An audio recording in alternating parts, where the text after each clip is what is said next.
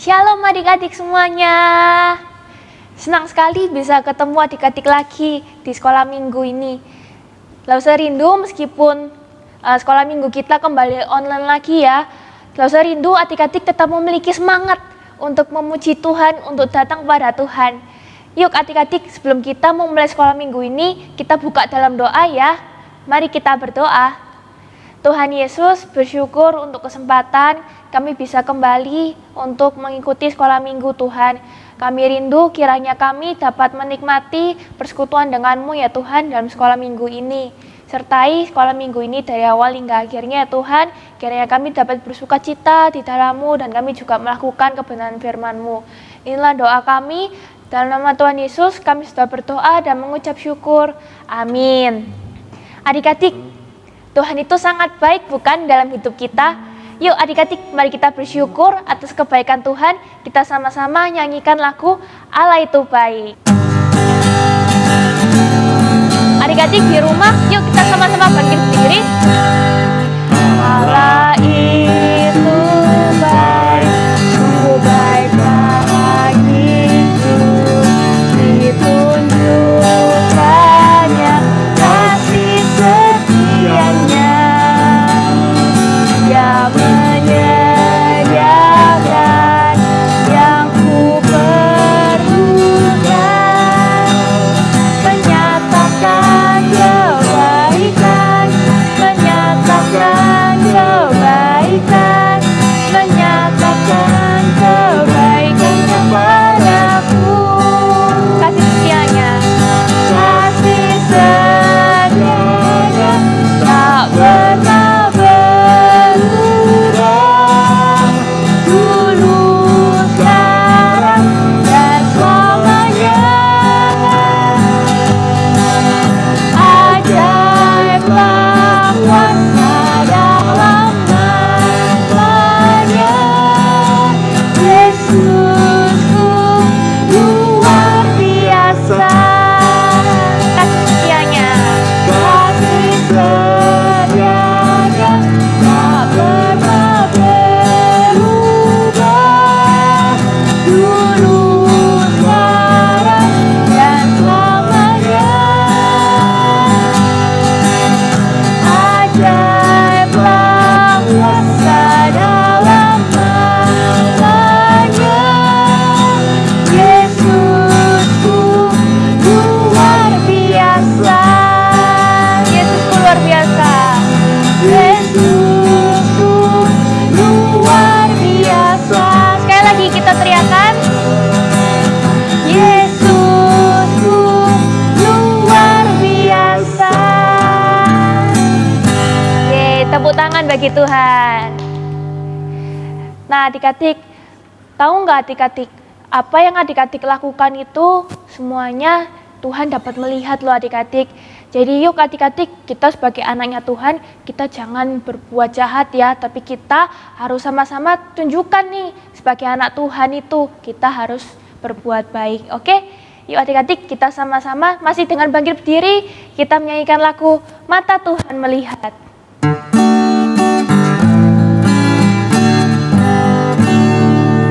Mata Tuhan melihat apa yang kita perbuat, apa yang baik, apa yang jahat. Oleh sebab itulah jangan berbuat jahat. Ingat, Tuhan melihat. Lagi ya. Mata Tuhan melihat apa yang kita perbuat, apa yang baik, apa yang jahat. Oleh sebab itulah jangan berbuat jahat. Ingat, Tuhan melihat. Oke, adik-adik dipersilakan duduk kembali ya. Mari kita sebelum mendengarkan firman Tuhan, kita sama-sama kita selidiki hati kita nih adik-adik. Apakah selama ini kita sudah menjadi anak Tuhan yang baik, atau ternyata selama ini kita masih suka berbuat jahat gitu ya, suka nakal gitu, suka bikin orang tua sedih gitu. Yuk mari kita sama-sama kita nyanyikan lagu Selidiki Aku.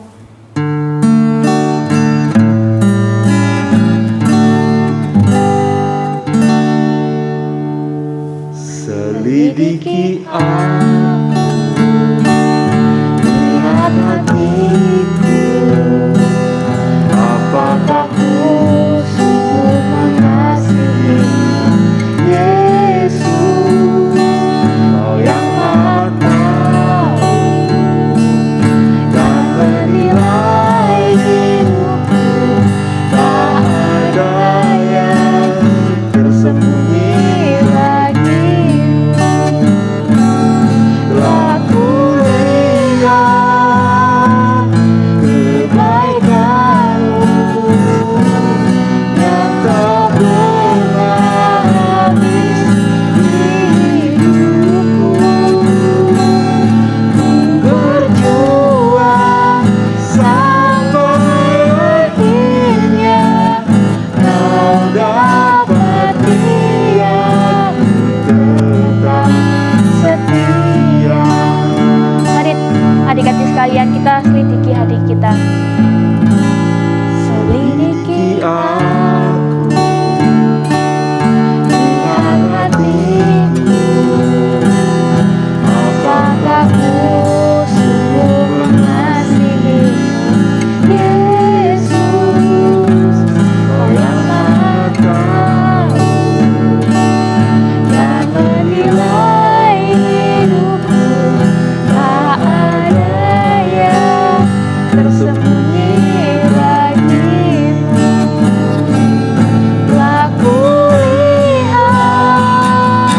kebaikan-Mu yang tak pernah habis di hidupku.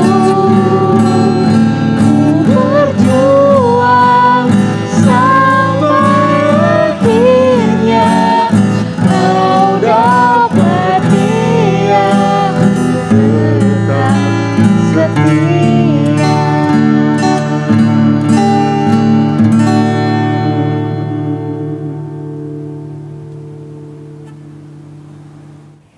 Oke adik-adik, sebelum kita mendengarkan firman Tuhan, Lause mau minta bantuan kalian nih.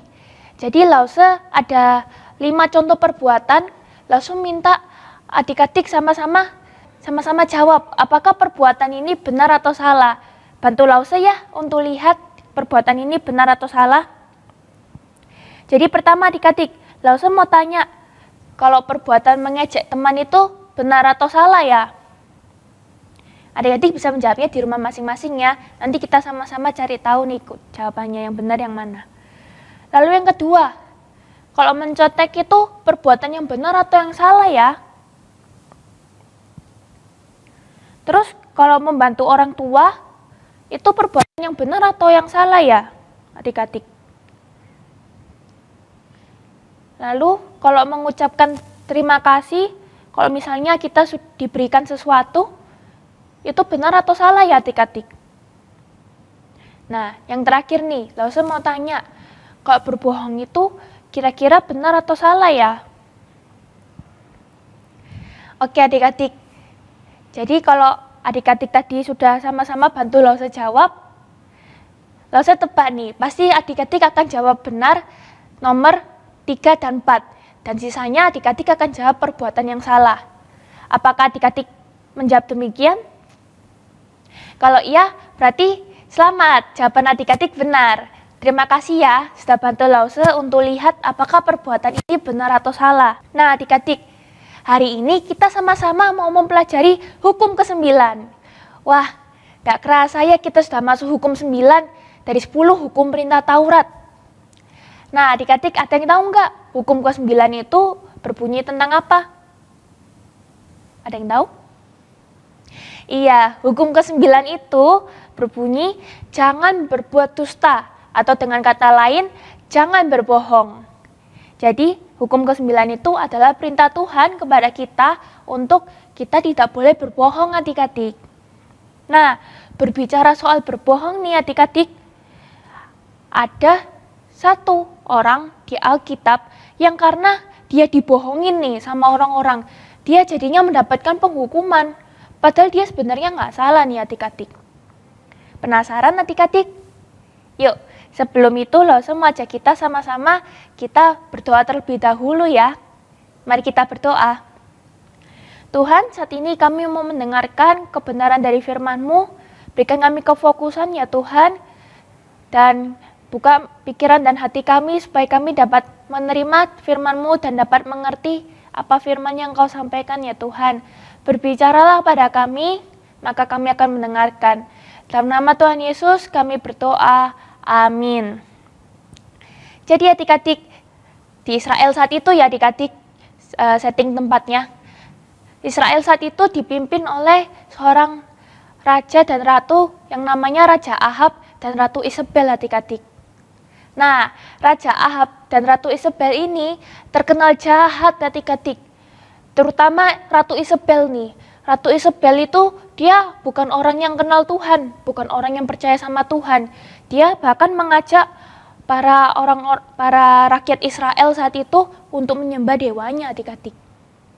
Nah, suatu hari nih adik-adik, Raja Ahab itu dia lihat sekeliling istananya, terus dia menemukan kalau di sebelah istananya itu ada kebun anggur nih adik-adik. Usut punya usut, ternyata ini kebun anggur milik seorang yang namanya Nabot adik-adik. Nah adik-adik, Raja Ahab waktu itu dia berencana untuk mau membuat kebun sayur gitu ya di samping istananya. Jadi dia datang ke Nabot, dia minta Nabot untuk menjual kebun anggur miliknya supaya tanahnya itu bisa dipakai buat kebun sayurnya Raja Ahab adik-adik. Bahkan Raja Ahab di sini juga berjanji nih adik-adik, kalau si Nabot mau menjual tanah miliknya, mau jual kebun anggur miliknya, maka Raja Ahab akan berikan tempat lain, tempat baru yang lebih bagus adik-adik untuk jadi kebun anggur baru miliknya Nabot. Tapi adik-adik, di sini Nabot itu menolak tawaran dari Raja Ahab karena tanahnya sekarang ini itu tanah warisan keluarganya adik-adik. Tanah yang sudah turun-temurun gitu diberikan pada keluarganya. Jadi dia itu mau menjaga warisan keluarganya dan dia nggak mau menjualnya sama sekali adik-adik. Jadi dia menolak tawaran Raja Ahab ini adik-adik. Nah, karena ditolak ya, Raja Ahab ini jadi ngambek dong adik-adik. Dia mukanya langsung cemberut, langsung bad mood gitu ya. Terus Isabel yang lihat ini jadi penasaran gitu ya, jadi gregetan gitu ya. Terus akhirnya tanya sama Raja Ahab, kamu kenapa sih kok bisa cemberut gitu? Raja Ahab akhirnya ngadu adik-adik ke Isabel. Dia cerita kalau dia barusan ditolak sama Nabot adik-adik. Nah, Isabel langsung mengomeli Raja Ahab adik-adik. Isabel langsung berkata, kan kamu raja, kamu harusnya punya kuasa dong, kamu bisa melakukan apapun kan? Akhirnya Isabel berjanji akan memberikan tanah itu kepada Raja Ahab. Waduh adik-adik, kira-kira apa ya yang mau direncanakan sama Ratu Isabel ini? Ternyata adik-adik, Ratu Isabel ini dia menulis surat mengatasnamakan Raja Ahab. Jadi seakan-akan di surat itu Raja Ahab gitu ya yang nulis, padahal sebenarnya Ratu Isabel yang nulis. Terus surat itu dikasih stempel kerajaan gitu adik-adik. Jadi terkesannya surat itu resmi gitu ya. Nah surat itu kemudian dikasihkan kepada wali kota di kota itu adik-adik, di kotanya Nabot. Nah, kira-kira apa ya isi suratnya itu? Yuk adik-adik, di rumah kita bisa sama-sama membuka kitab kita di 1 Raja-Raja pasal 21 ayat 9 dan 10. Jadi langsung bacakannya isi suratnya ini. Jadi isi suratnya begini nih adik-adik. Maklumkanlah puasa dan suruhlah Nabot duduk paling depan di antara rakyat. Suruh jugalah 2 orang dursila duduk menghadapinya dan mereka harus naik saksi terhadap dia dengan mengatakan, engkau telah mengutuk Allah dan raja. Sesudah itu bawalah dia keluar dan lempari dia dengan batu sampai mati. Ih, seram ya adik-adik. Jadi ternyata Isabel ini dia nulis surat kepada wali kota di kota tempat Nabot ini tinggal untuk mengadakan perkumpulan gitu ya. Terus Nabot disuruh tampil gitu di tengah-tengah mereka.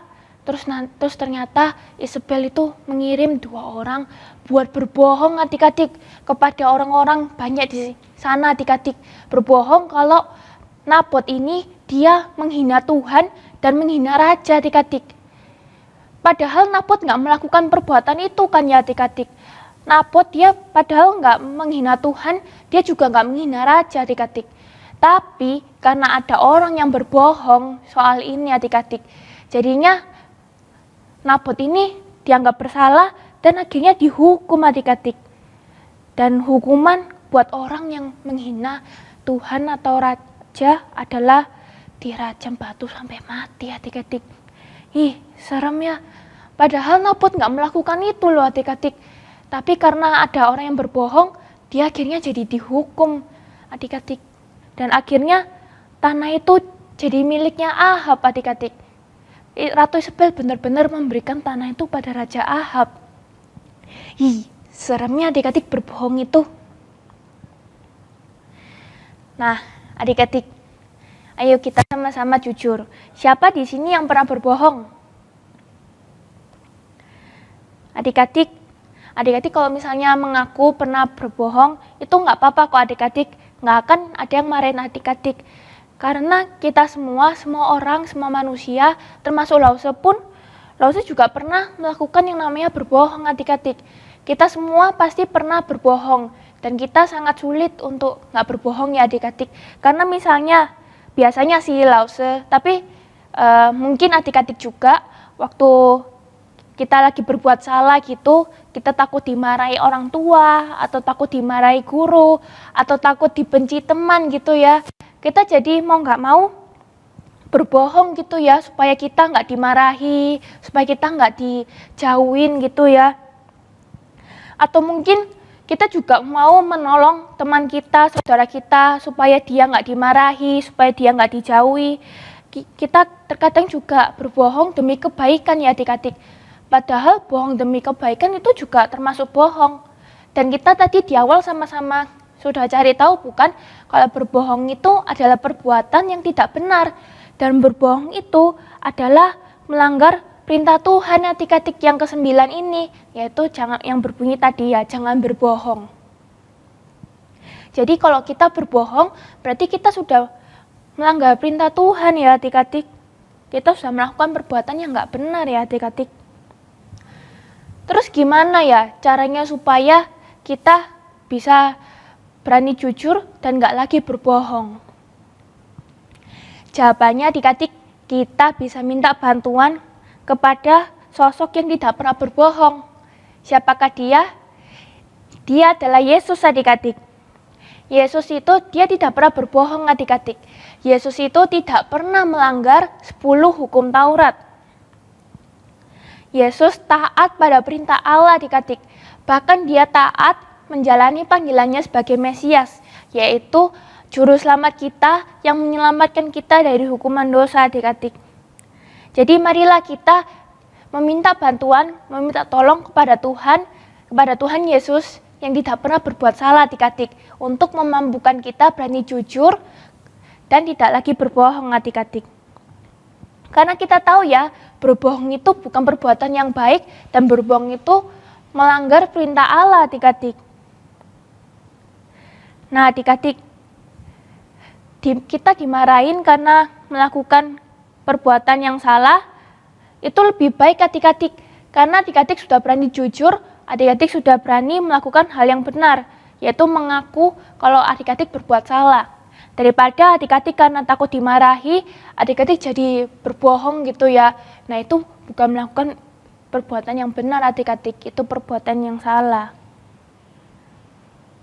Jadi mari kita saat ini kita datang kepada Yesus, kita minta keberanian kepada Tuhan untuk berkata jujur dan tidak melakukan kebohongan lagi. Karena bohong itu, selain kita melanggar perintah Tuhan, bohong itu juga merugikan diri kita loh adik-adik. Berbohong itu juga merugikan orang-orang di sekitar kita adik-adik. Orang yang kita bohongin juga dirugikan adik-adik. Oke ya, kita sama-sama datang pada Tuhan dan kita sama-sama belajar untuk berkata jujur ya dan tidak berbohong lagi. Mari kita bersatu di dalam doa. Tuhan, terima kasih kami sudah selesai mendengarkan firman-Mu, dan berikan kami keberanian ya Tuhan untuk berkata jujur, meskipun mungkin kami akan dimarahi, mungkin kami akan dijauhi karena kami berkata jujur Tuhan.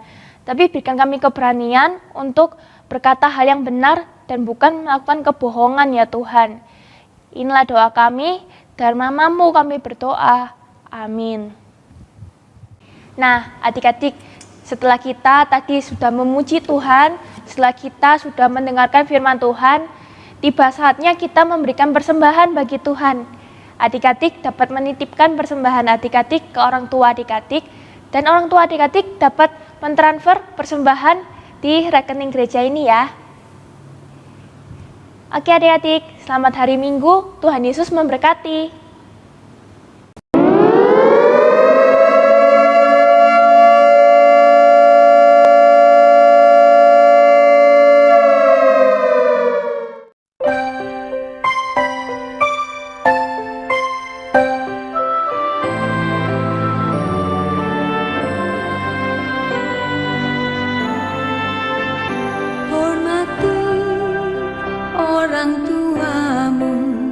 Supaya lanjut usiamu di tanah yang ku berikan padamu, itulah perintah